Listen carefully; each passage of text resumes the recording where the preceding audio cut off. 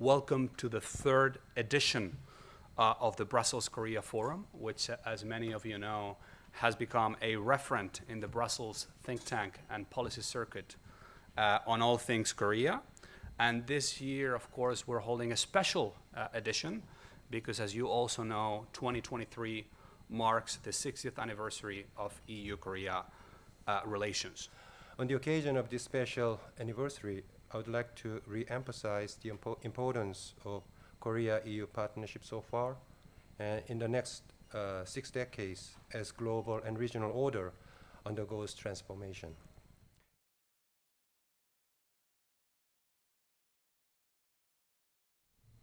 This year marks Hwangap of the Korea-EU relationship. And indeed, the last 6 decades of our relationship have been a great success. Since the inauguration of Yoon Suk-yeol government in May last year, the Korea-EU ties are becoming stronger than ever. The Yoon administration has presented a vision of serving as a global pivotal state, or GPS in short. The GPS vision is to contribute to freedom, peace, and prosperity of the world. It aligns with our heightened status and national power, and indeed, the international community's expectations of us. With this in mind, our government is committed to further strengthen the value-based partnership with the EU. For example, EU was the first destination to which President Yoon sent his first special envoy abroad after his inauguration. President Yoon's first visit abroad was to Europe, the NATO summit held in Madrid, Spain, in June last year. And there, he had bilateral meetings with various European leaders, including His Excellency Charles Michel, President of the European Council.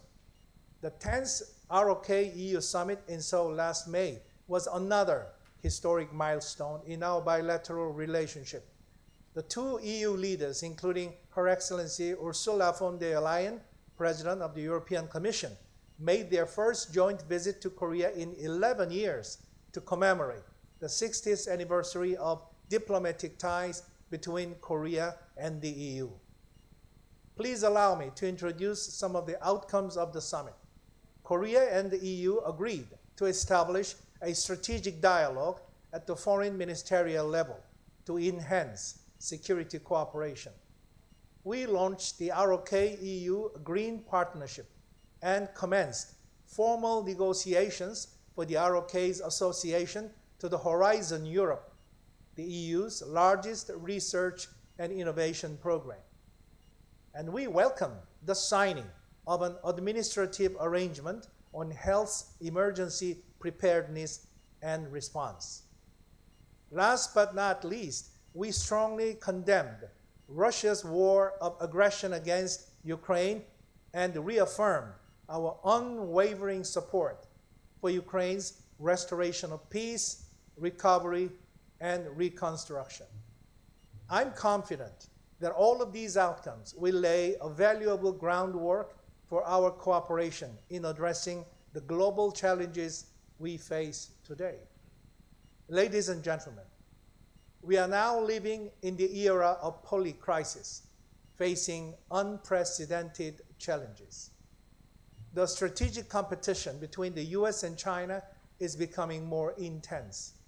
Recent summit meeting between President Putin of Russia and Kim Jong-un of North Korea shows that the security of Europe and Northeast Asia are inevitably intertwined. The war in Ukraine has continued for over 1.5 years.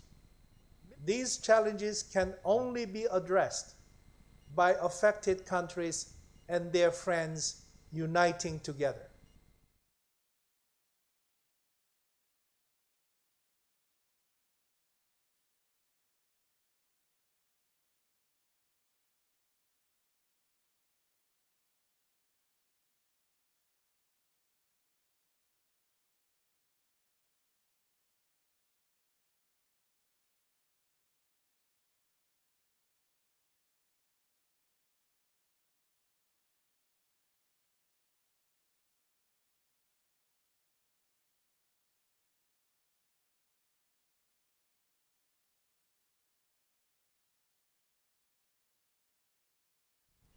We have been witnessing two wars unfolding before our eyes, with enormous implications on the Indo-Pacific, Euro-Atlantic, and global security, on top of several multiple challenges ongoing across the world. But they are all symptoms of the poly-crisis era, which Minister Park Jin mentioned just now, we, Korea and Europe, have to deal with up front.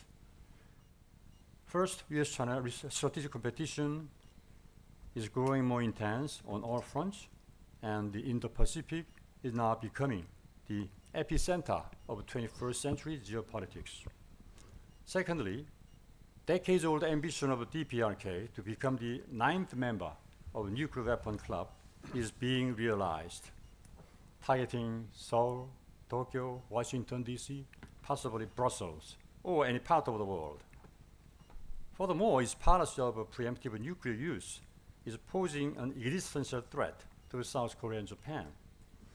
It's like a nuclear sword of Damocles hanging over our head every night, more serious than of Cuban Missile Crisis. Russia's armed aggression against Ukraine, mentioned by President Good and many others, shows no sign of abating. And from our standpoint of view, potential military cooperation between Russia and North Korea has serious ramifications for peace and stability, both on the Korean Peninsula and Europe. The possibility of North Korea acquiring the technological know-how necessary to enhance these WMD capabilities, such as ICBMs and nuclear-powered submarines, in exchange for supporting Russia with conventional weapons, is very real. Such a deal will be a direct provocation, threatening the peace and security of not only Ukraine, but also ROK. Korea, together with its allies and partners, will not tolerate these existential threats, as mentioned by my government. 4, Taiwan Strait tensions are vulnerable to escalation at any moment, according to many senior US government officials. And as mentioned by both sides, one of the challenges, transnational challenges, like climate change, pandemic, supply chain disruptions, and so on. And under these circumstances, doomsday clock is now closest to the midnight. On top of this, as Director Louis Simon mentioned, the Israel-Hamas war is now at the crossroads for a wider and prolonged conflict. And the list can go on in geopolitical, geoeconomic, and geotechnological areas. This could mean that we may face not just two-pronged, but also three-pronged or four-pronged, even multi-front conflict at the same time, even though that is not realistic at the moment, but depending on how we react. This is a big departure from the time we declared strategic partnership in 2010. So now we must be adaptive, proactive, and resilient to the era of poly-crisis. So whether we like it or not, this is a moment of reckoning, but the interconnectedness of such global challenges demands solidarity and collective action, as emphasized by my colleague Mr. Park Jin many times this morning. Strengthened solidarity with our European partners is especially a critical milestone. So what should Korea and Europe do to navigate these uncharted waters together? I think basically we can do it bilaterally, interregionally, globally, and through the division of labor. In the Pacific strategy of EU and South Korea will complement each other on geopolitical and geoeconomic, geotechnological issues in the Indo-Pacific as well. In this process, the like-minded countries, many like-minded countries emphasize the inclusiveness. So South Korea is now hosting Korea-Japan-China summit in a couple of months that will be followed by the second US-Japan-Korea summit. US hosting of APEC summit and possible summit between President Biden and President Xi, after a series of high-level meetings, could serve as an opportunity to manage their relations, manage their competition, and adopt some kind of guardrail understanding.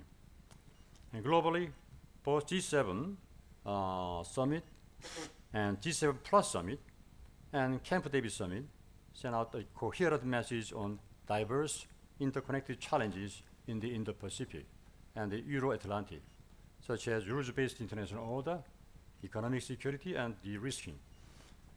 At the latest summit between EU and South Korea, we agreed to continue our close cooperation in international organizations, such as the UN and G20, to seek solutions to global challenges. So, and then turning to security cooperation, on the Korea-NATO front, we are also witnessing remarkably enhanced partnership, and President Yoon's participation, as mentioned by Paul Park, will serve to institutionalize this format in a more sustainable way. Korea and NATO have also further institutionalized our cooperation through the TIPP program signed in July. So, what's the road for ahead? And I think our tasks ahead are more daunting and more challenging than in the past, when we established the special strategic partnership in 2010. But despite such an adverse external environment, I'm quite confident that the next 60 years of a strategic partnership between our two sides will be brighter for several important reasons, especially thanks to shared vision, shared strategic interest, and shared values mentioned by both sides.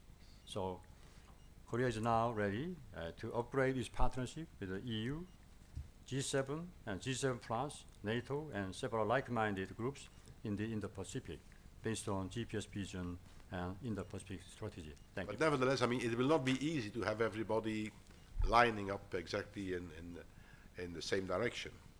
It's for us, it's a real challenge, no? Because I've always said, I mean, Russia cannot win that war, but we can still lose it.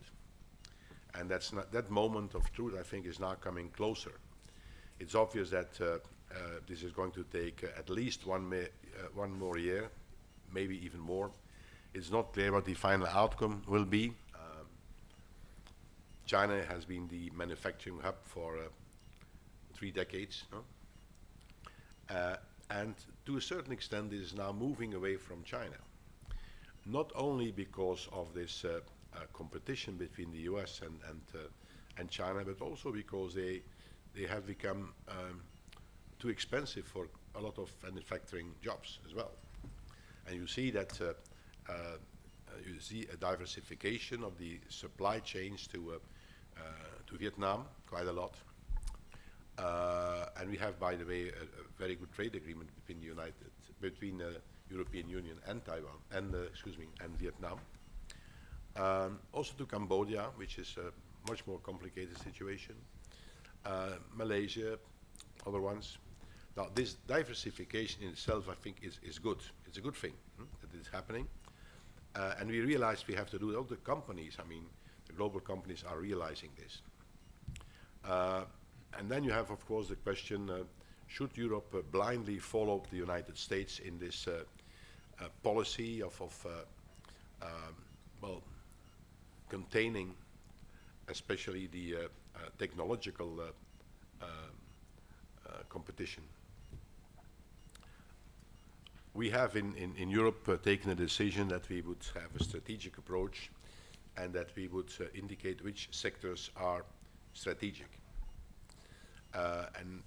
They started with 17 sectors, went down to 10, and now finally they are deciding on 4. I don't know whether the 4 is enough. I mean, they are very important, the ones that have been selected: artificial intelligence, cloud computing, and 2 other ones. But what is, I think, important is that we in Europe should realize that if you say of each sector, each and every sector, that it is strategic, then nothing is strategic anymore. So we have to make a choice, what is really strategic for us. Because it is my conviction that we should not start trading, that we should not stop, trading with China, but we should be trading well, more cleverly, with a view on what are the strategic ramifications of what we are doing. So what I would like to do is begin by sharing my thoughts on some of the more important strategic drivers that will impact both Eurasia and our two ends of the Eurasian continent. And the first is, of course, the U.S.-China rivalry and the U.S.-Russian rivalry will continue for the next several years. This will be the most important driver that will preoccupy the mindsets of policymakers here in Europe and in Asia. But it is happening at a time when we are facing global entanglement. There is not a single issue that can be compartmentalized. So, looking forward then, what are the major lessons we can learn from all of this? And first of all, I would like to really emphasize the fact that we have a new Eurasian belt that unites China, Russia, Iran, /Pakistan, and then some of the stands, and then China and North Korea. This has never happened before. And so the two alliances that are maintaining this counter-Eurasian balance is NATO and America's allies in Asia. This is why I believe it is critical for Europe and Asia to become closer. Whatever happens in our countries, especially in Korea, every 5 years we have a new government and then everything changes. Locking in Korea with the NATO and EU members will ensure that despite domestic political volatility in South Korea, for example, or even here in Europe, you are committed to a particular path. That is something that we have never done before, and I believe that's the major reason why we must have a stronger structural partnership that bonds us despite the fact that, Mr. Trump or a Trump version might become the next president of any one of our countries in this room today. Thank you. What I want to point out is three key messages. The first one is that when it comes to Korea-Europe cooperation, we have moved from talking to doing, right? We used to talk a lot about cooperation. Eva, you might recall the UISS, when UISS we had this dialogue, track 2, with Korea, where we said we can talk with Korea, we agree on many security matters, but you have clearly seen that we have moved into the realm of working together in a practical way. And I think this is a very substantial change that is going to be the start point of the two other points that I want to make, which is why we have moved from this talking about security cooperation to doing security cooperation.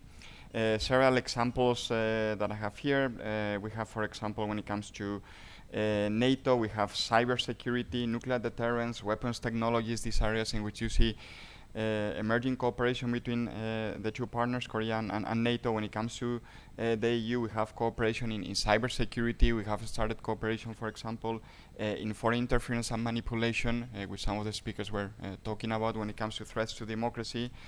And then you have multiple European countries that have engaged in practical cooperation with Korea. Netherlands on cybersecurity, for example, an excellent case of a European country working with Korea. France, Germany, and the UK when it comes to maritime security. Obviously, we have arms sales, countries such as Poland, Estonia, Norway as well, and they're acquiring weapons from Korea. And then, of course, we have the war in Ukraine, right, and the support that Korea is providing to Ukraine and to NATO countries as well as they support Ukraine themselves. And to this, I would add another long-term factor, and some of the speakers mentioned this. We live in an era of resource constraints and budget constraints. So we need to cooperate with each other. And I think from a European perspective, the fact that Korea has capabilities, diplomatic capabilities, military capabilities, and that economic capabilities, of course, and technological, that means that cooperation is easier to achieve compared to other partners that Europe has that maybe don't have the capabilities and need more European support rather than being able to bring their capabilities to the table. And I will end on one note that I think also makes cooperation sustainable, which is what I would call South Korea's choice, right? There's discussion, South Korea going to be neutral between the US and China, or if not neutral, trying to balance the relationship between both. And I think that's not clearly is not the case, right? I mean, you see how when it comes to security, Korea is clearly working together with Europe, US, now more recently with Japan, other countries such as Australia and Canada, and now there's this talk about a G7 plus in Korea from a geopolitical perspective, the fact that Korea is working very closely with these G7 partners. And you see how comfortable, in my view, Korea feels within this framework, which I think, again, will make this cooperation with Europe more sustainable.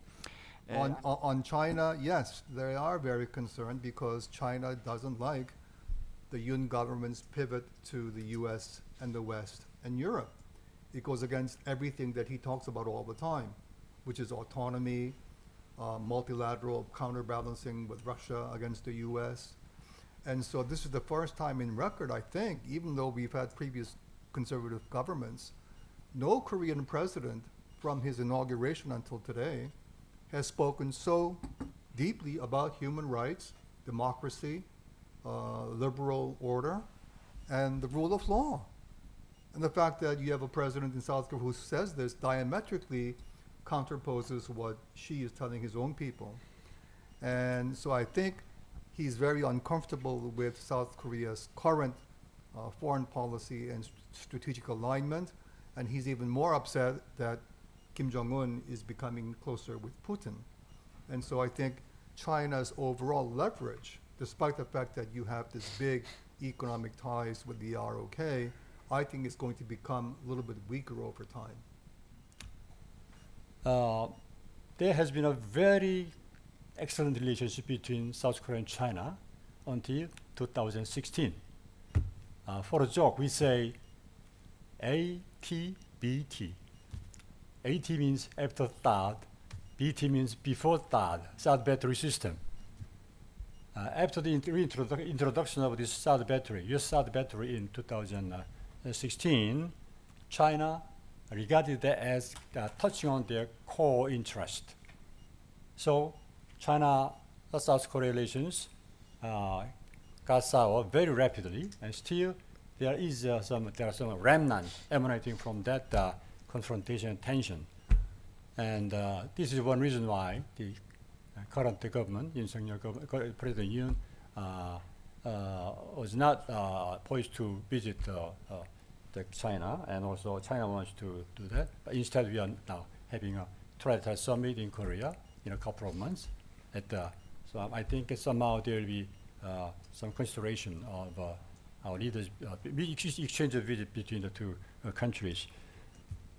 Now, this SAD development impacted this very delicate dynamics in our region. Until before this introduction of SAD, basically Wang Yi, my counterpart for 4 years altogether, they used to work in line with South Korea on many UN Security Council resolutions, or in condemning North Korea for missile testing, nuclear testing, or in many the breach of international law and rules-based international order. At that time, China tended to regard North Korea as a kind of strategic liability. So, at that time, US, Japan, South Korea worked very closely with China, even with Russia. But now after this, especially when Mr. Trump had a long talk with Kim Jong-il in Singapore, then they thought, well, if we continue this policy, they may lose North Korea. So they changed their policy into policy of kind of a strategic asset again, regarding North Korea as a strategic asset. So usually there is a division of labor between Russia and China on Korean Peninsula policy.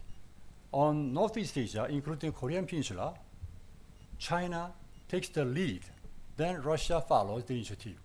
While on the Middle East, Russia takes the lead, then China follows, then Russia the lead. But now, what I mentioned about this Russia-North Korea deal. And Kim Jong-un, during the visit to Russia, said, Russia is the top priority counterpart, even implying that maybe Russia is number one and China is number two. That's impacted China. So that means China has to spend more time to engage North Korea on their side. So this is very dynamic and very delicate dynamics. So now China tries to improve the China-South Korea relations, partly because for bilateral reasons, but basically try to delink South Korea from the South Korea's alliance or US-led coalitions in the Indo-Pacific, such as Quad, AUKUS, and Korea, China, Japan, trilateral the partnership.